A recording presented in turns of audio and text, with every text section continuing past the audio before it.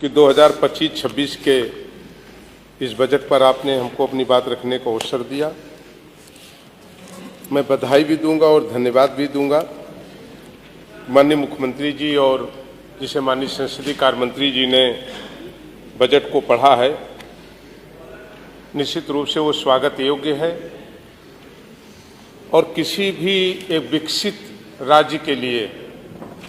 और वहाँ रहने वाले विभिन्न तबके के लोगों के लिए पूरे वर्ष का जो रोड मैप होता है, बल्कि हम कह सकते हैं उनका जो भविष्य का निर्धारण करता है, वो उस सरकार का उस वर्ष का बजट होता है। हम आभारी इस बात के लिए भी हैं कि उत्तर प्रदेश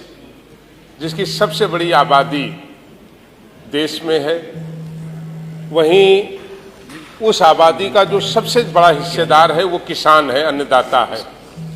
जिसकी हम लगभग 62% आबादी को मानते हैं। मैंने बजट को पढ़ा भी और सुना भी। जिस प्रकार से सरकार ने इस बजट में अन्नदाताओं के बारे में चिंता किया,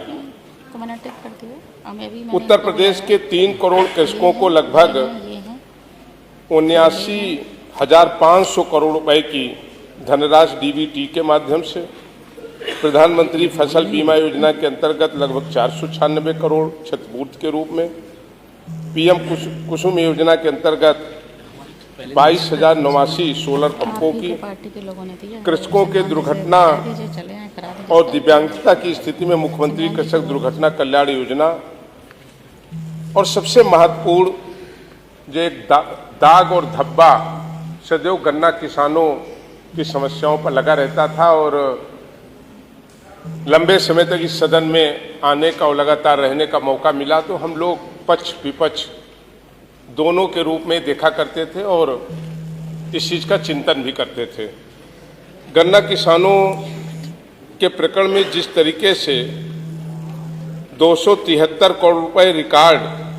गन्ना मूल्य का भुगतान सरकार ने किया है, मैं उसके लिए बधाई देने का काम करूंगा। और केवल किसानों पर ही नहीं, समाज के विभिन्न तबकों के लिए, चाहे वो नौजवानों का सवाल हो, बेरोजगार नौजवानों का सवाल हो, माताओं बहनों का सवाल हो, उन तमाम गरीब महिलाओं के कल्याण की योजनाएं हों, उन पर जिस तरीके से बजट दिया गया है और बजट के साथ ये कल्पना की गई है कि एक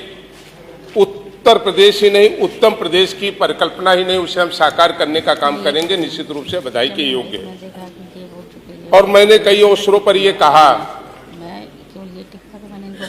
कि किसी राज्य में जब तक उसके सारे तबकों के कल्याण की बात नहीं होगी,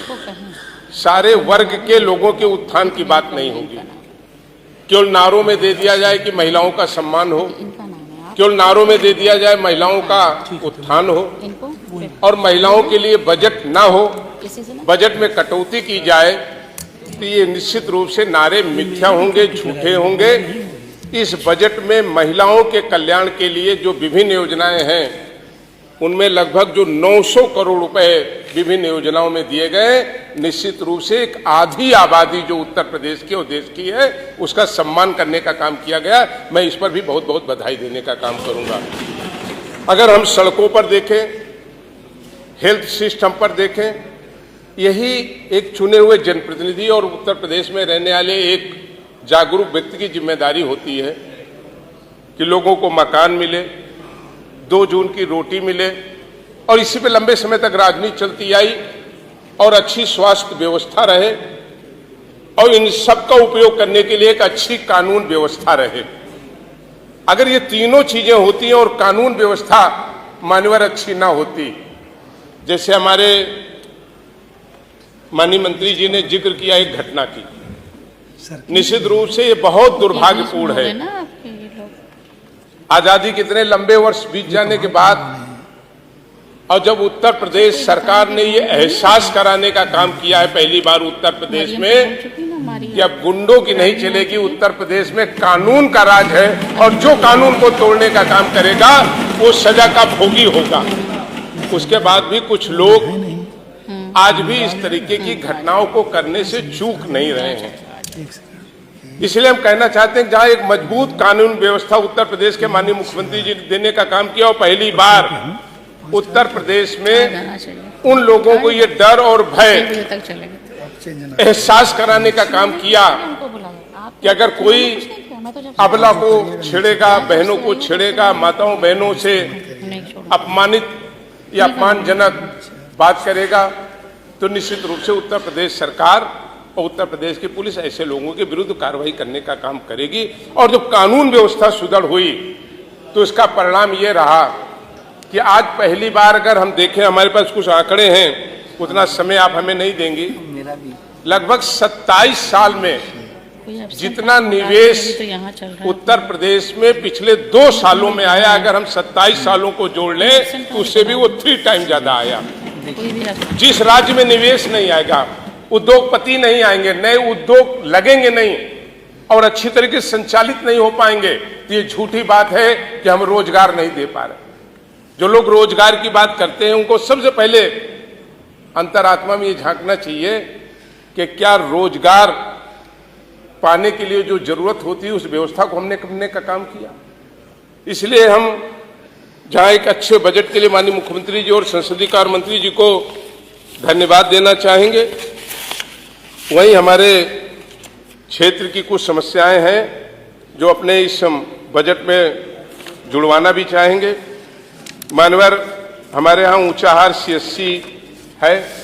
वहाँ NTPC भी लगी है और कई बार वहाँ बड़ी दुर्घटनाएं भी हुई, हम चाहेंगे उसे अपग्रेड किया जाए। हमारे यहाँ गंगा पर ऊंचाहार में पुल बना है जो तीर के पूर्वा से फतेहपुर को जोड़ने का काम करता है। मेरी मांग है कि उसको चौड़ीकरण उसका स्वीकृत किया जाए। ऊंचाहार में एक पॉलिटेक्निक की स्वीकृति के लिए पत्रावली लंबित है, इसे शीघ्र ही स्वीकृति प्रदान की जाए, इसकी वित्तीय स्वीकृति। इसी तरीके से गंगा के किनारे का, माँ गंगा के किनारे के हमारी विधानसभा है, उसकी ग्राम सभा रसूलपुर, कल्याणपुर बेती, हमीर मऊ, कल्याणी, जबारीपुर, गोकना और खरौली, इनमें राजकीय नलकूप की व्यवस्था कराई जाए। आपका बहुत बहुत धन्यवाद। धन्यवाद। माननीय सदस्य श्री राम मूर्ति वर्मा जी।